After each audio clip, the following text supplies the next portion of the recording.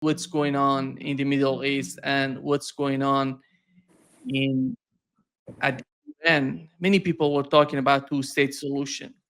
And what was the argument on the part of those countries, the new countries who recognize the state of Palestine? I'm talking about the United Kingdom, France, Australia, Canada. They were saying that Palestine without Hamas. Many of us don't know who are Hamas.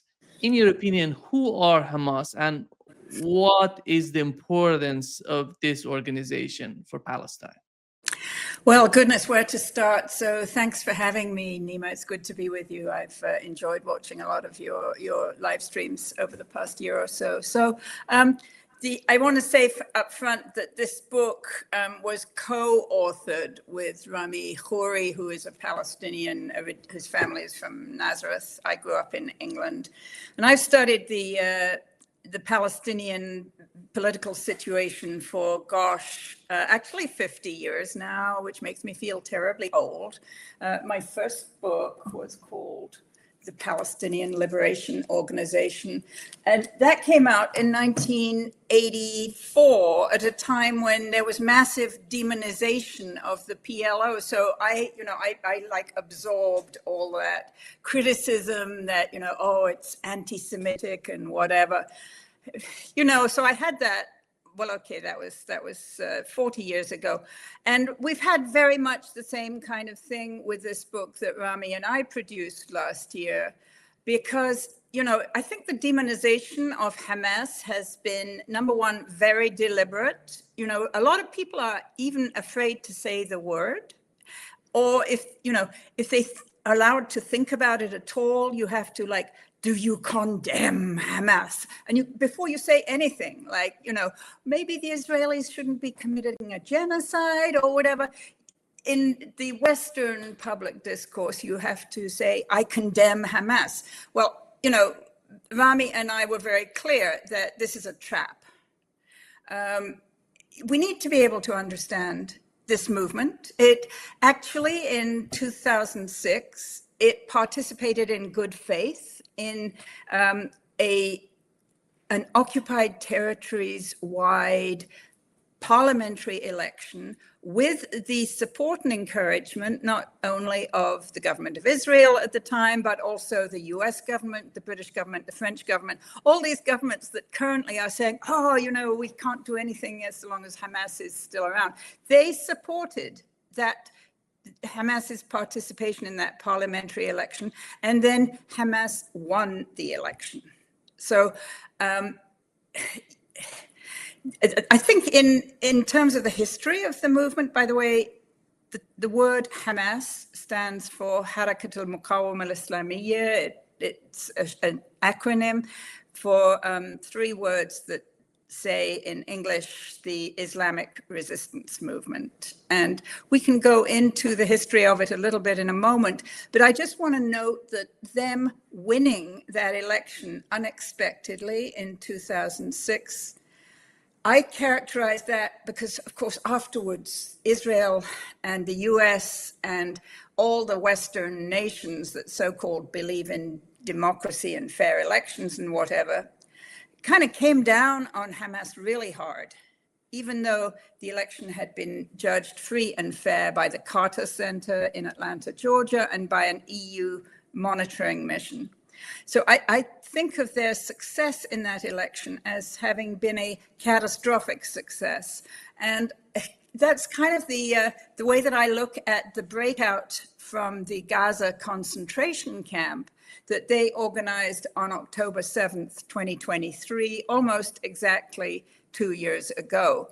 It was catastrophically successful. They were successful probably more than they dared to hope or dream. And then the gods of the Western world came down on them, by supporting the Israeli military in the most horrendous way.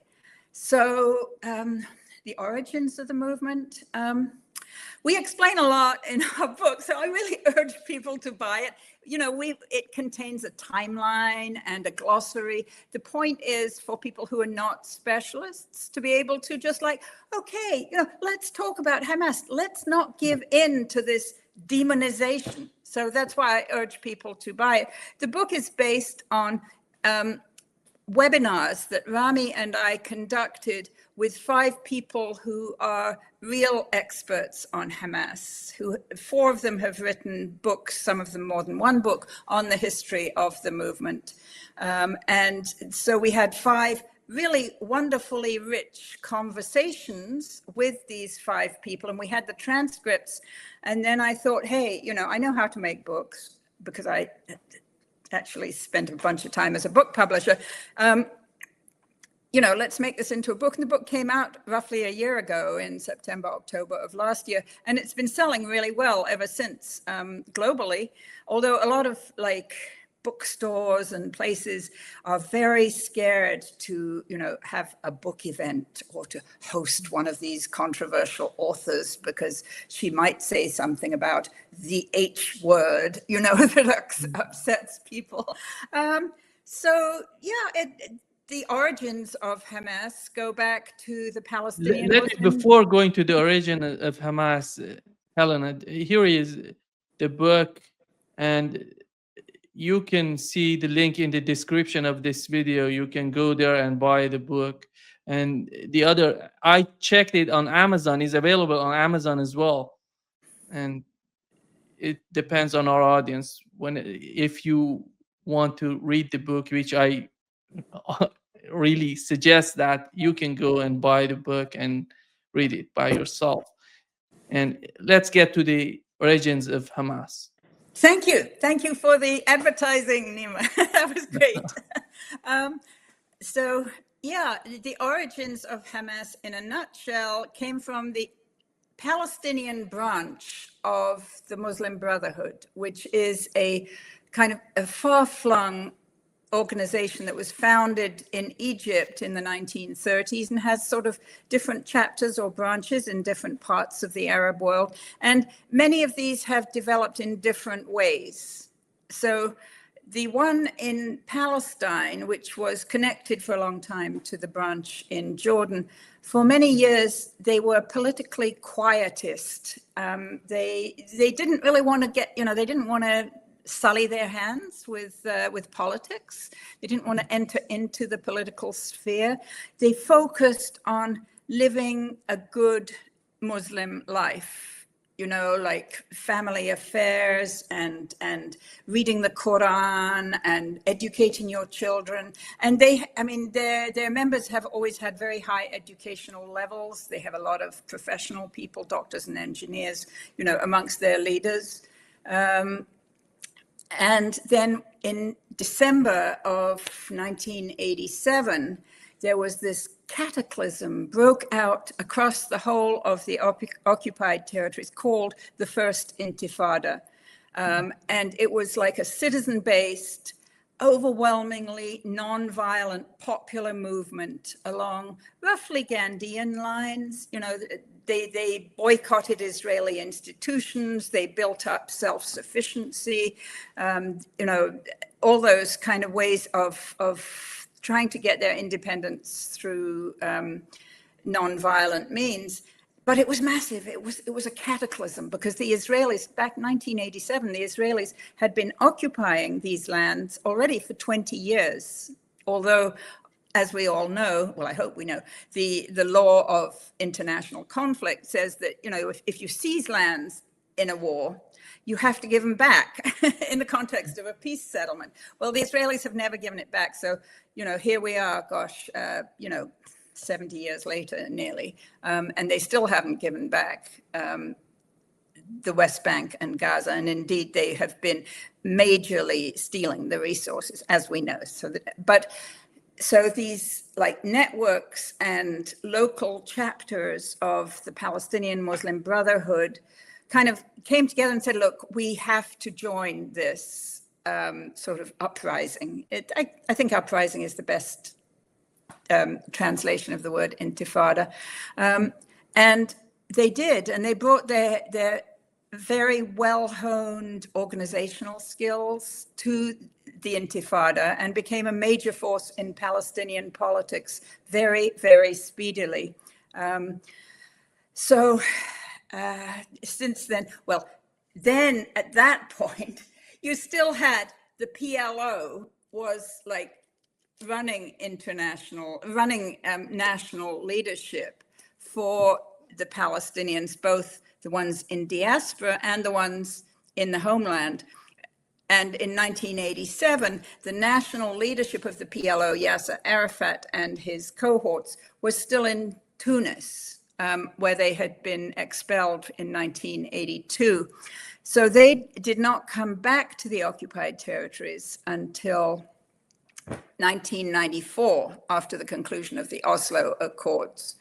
So the Oslo Accords, I was actually there on the White House lawn when Yasser Arafat and Bill Clinton and Yitzhak Rabin were all shaking hands. And it was, for me, like I had been undergoing all this demonization of me for having supported the PLO for so long. You know, not support the PLO, I'm not Palestinian, but support the Palestinians' right to generate their own national leadership. And, you know, let's understand what this national leadership is. And then suddenly, you know, there are members of Congress in September 1993 lining up to shake hands with Yasser Arafat as though he was their best buddy. It was very bizarre, but it happened. And the price that he and the PLO paid for that recognition by Washington, by Bill Clinton, and for the ability to go back to the homeland, which was their main goal. The price they paid was that they signed these things called the Oslo Accords, which essentially over the intervening 32 years have turned, well, very speedily actually in the 1990s, turned the PLO into a kind of pliant subcontractor for the Israeli occupation, which, you know, has caused me a lot of sadness, because I know a lot of these people and they made a decision that I think was disastrous for their people. And so in the mid-90s, in 1996, there was the first presidential election for this thing called the Palestinian Authority, the PA, whose whole name, by the way, is the Palestinian Interim Self-Governing Authority. But, you know, it gets referred to in Western discourse as the PA, and they somehow take out that like interim thing. It was supposed to last for 5 years, you know, and it has now lasted for more than 30 years, this PA. So they held their first parliamentary elections in 1996, and the Hamas people had real deep discussions about whether to participate or not, because they were very opposed to the whole Oslo concept, and they decided to participate. No, sorry, 1996, they decided not to participate. But the one who had been arguing most strongly that they should participate was actually Ismail Haniyeh, who was the guy who was elected prime minister in the elections of 10 years later of 2006, and whom the Israelis killed in Tehran, I want to say in late summer of 2024. So he was a moderate within the Hamas spectrum. Hamas has separate chapters, separate kind of branches in, well, traditionally before October of 2023, it had a branch in the West Bank, a branch in Gaza, and a branch in the whole of the Palestinian diaspora, which, as you know, is a very broad diaspora. And they had, crucially, their most important branch was the one inside the Israeli jails, because so many of their leaders over the years have been in jail. As we know, Yahya Sinwar was in jail for a long time until he was released in a prisoner exchange.